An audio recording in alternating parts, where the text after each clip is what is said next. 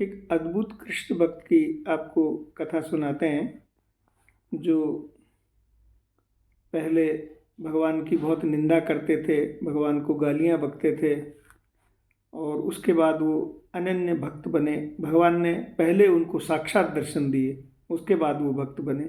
भगवान का कोई समझ नहीं सकता कि वो किस तरह से कृपा करते हैं। भजन करने के बाद कृपा करेंगे या भजन करने से पहले कृपा करेंगे, ये सब भगवान के ऊपर ही है।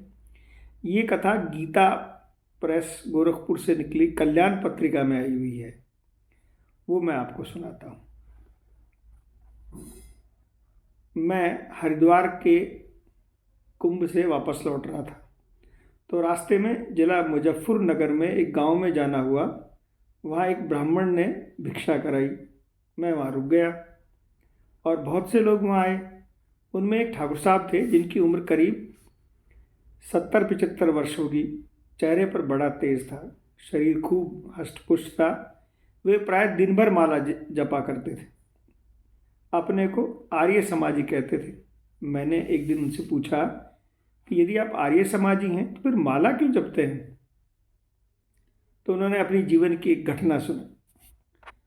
उन्होंने सुनाया कि मेरी अवस्था 8-10 वर्ष की थी, तब मुझे स्वामी दयानंद सरस्वती जी का दर्शन का सौभाग्य प्राप्त हुआ और उनसे ब्रह्मचर्य और सत्यता को देखने पर मेरी उन पर अपार श्रद्धा हो गई और मैंने उनके ब्रह्मचर्य और सत्यता का आदर्श सामने रखकर जीवन भर इन दोनों व्रतों का पालन निश्चय किया। मैं स्वामी जी का पूर्ण अनुगामी बन गया। स्वभावतः मेरे विचार में श्री कृष्ण के लिए अटल निश्चय हो गया कि श्री कृष्ण ही भारतवर्ष के पतन का कारण है और दुनिया भर के छल कपट व्यभिचार आदि जितने दोष हैं सब उसमें थे।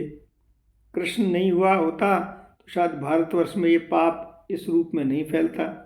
इस भावना से मैं कृष्ण का भरपूर विरोध करता और मेरे ब्रह्मचर्य और सत्य का व्रत चालू रहा। अनुमानतः 20-22 वर्ष की उम्र में मैं काशी चला गया। इस बीच मैं कुछ पढ़ लिख भी गया। मैं पहलवानी करता था। काशी में एक ठाकुर साहब को एक हष्ट-पुष्ट पहलवान की लड़ाई झगड़े के समय के लिए ज़रूरत थी, तो उन्होंने मुझे रख लिया।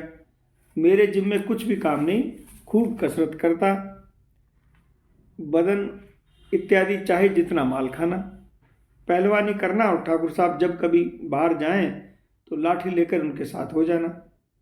मैं नित्य प्रातः 3-4 बजे उठ जाता और शौच स्नान करके 2-3 घंटे खूब संध्या गायत्री जप आदि करता और दिन में प्राय 3-4 बार स्नान करता।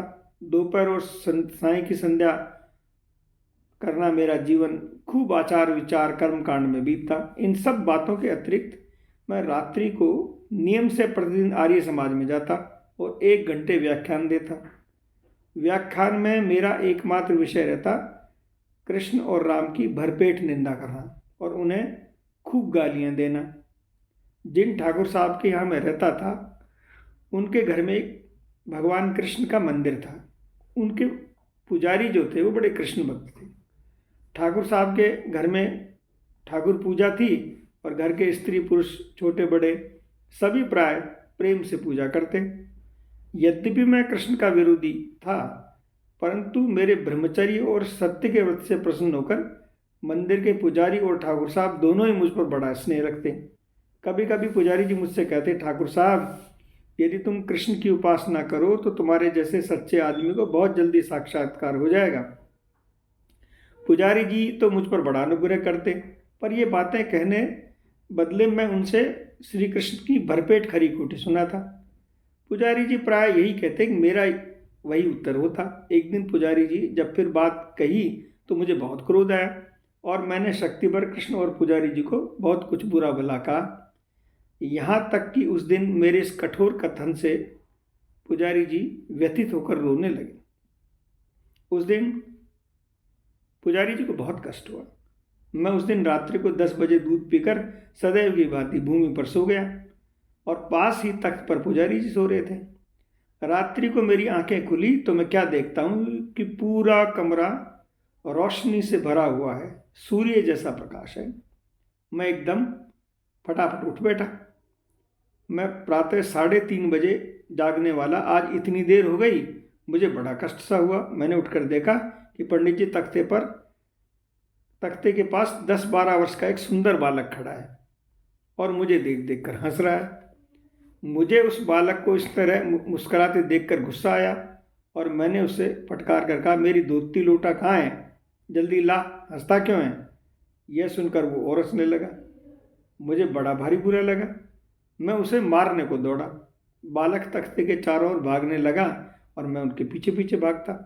बालक आगे आगे तख्ते के और मैं उसके पीछे चक्कर लगाता, पर वो मेरे हाथ नहीं आता। वह ज्यों ज्यों हंसता त्यों तो मुझे क्रोध चढ़ता।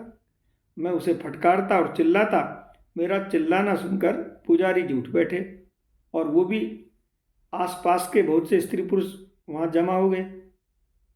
वे सबके सब आश्चर्य से मुझे बार बार पूछने लगे, ठाकुर साहब क्या बात है, आज आपको क्या हो गया।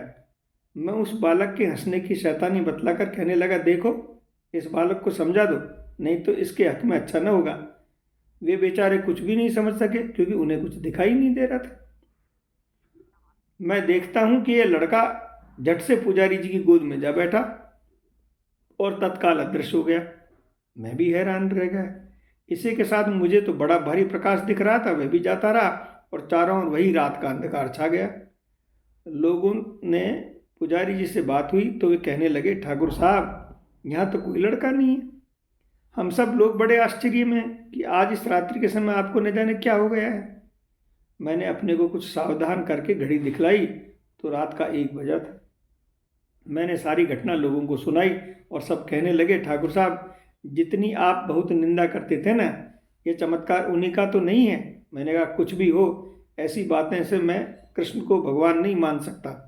हाँ, आज से मैं कृष्ण और पुजारी जी को गाली नहीं दूंगा। उस दिन से मैंने गालियां देना बंद कर दिया और एक दिन पुजारी जी के पास मंदिर में आने जाने लगा।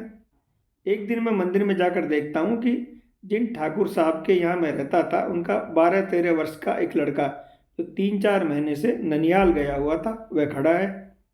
और उसे देखकर मैंने पूछा, तू कब आया। तो वह बोला, मैं तो कल ही आ गया।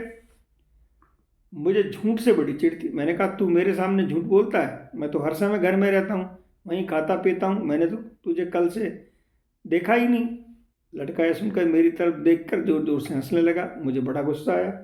एक तो झूठ बोलता है और फिर हंसता और है, नालायक। मैं उसे मारने को दौड़ा, वह भी भागने लगा। वह फिर से मेरी तरफ देखता और हंस देता। वहाँ से भागकर वह घर की तरफ चला। मैं भी उसके पीछे पीछे दौड़ता हुआ घर में घुस गया और भीतर घर में चिल्लाते देखकर घर के स्त्री पुरुष सब अवाक रह गए। उन्होंने मुझसे पूछा, ठाकुर साहब क्या बात। मैंने कहा, ये तुम्हारा लड़का जो अभी घर में भाग कर आया है, ये शैतान है, मुझसे झूठ बोलता है कि मैं कल आ गया और मुझे देखकर हंसता है। इसे जल्दी से निकालो, कहाँ जाकर छिपा है। घर के सब लोग कहने लगे, ठाकुर साहब आज आपको क्या हो गया। वह लड़का तो 3-4 महीने से नंसाल में है, वह वहाँ से आया ही कहाँ है। मैंने कहा, नहीं नहीं, अभी मेरे सामने भाग कर आया है। इस पर सब लोगों ने कहा, आप चाहे जहाँ घर भर में जी भर के देख लो, यहाँ कोई नहीं है। मेरा सारा घर छान मारा, उसे न पकड़। मुझे बड़ा ताज्जुब हुआ। तब मैंने सब लोगों से अपना हाल कहा। यह घटना सुनकर लोग कहने लगे, ठाकुर साहब उसी कृष्ण का चमत्कार दिखता है। मैंने कहा, भाई चाहे जो कुछ हो, जब तक एक बार फिर से ऐसी कोई बात नहीं हो जाएगी तब तक मैं उसको भगवान नहीं मानूंगा। मैं रोज मंदिर पुजारी जी के पास जाता। पूर्व घटना ठीक 22वें दिन मैं देखता हूँ कि वही बालक जो घर में भाग गया था आज फिर मंदिर में खड़ा हंस रहा है। मैंने कहा, कहो कहाँ थे। बालक बोला, वाह हम तो यहीं रहते हैं। मैंने कहा, उस दिन आप झूठ क्यों बोल रहे थे, मैं कल आया हूँ। बालक कहने लगा, ठाकुर साहब आपको मालूम नहीं, हम खेल में कई बार ऐसे झूठ बोल जाते हैं। यह कहकर बालक तुरंत अदृश्य हो गया। मैं पुजारी जी के चरणों में गिर पड़ा और अपने पूर्व अपराधों के लिए क्षमा मांगने लगा। पुजारी जी ने बड़े प्रेम से मुझे उठाकर हृदय से लगा लिया और मुझे द्वादशाक्षर मंत्र ओम नमो भगवते वासुदेवाय मंत्र का उपदेश दिया। उस समय मैं आर्य समाजी होते भी इस प्रकार से माला में द्वादशाक्षर मंत्र का जप करने लगा और भगवान श्री कृष्ण का उपासक बन गया। अब तक मेरी यही स्थिति है। जय जय श्री राधे, निताई गौर, हरि बोल।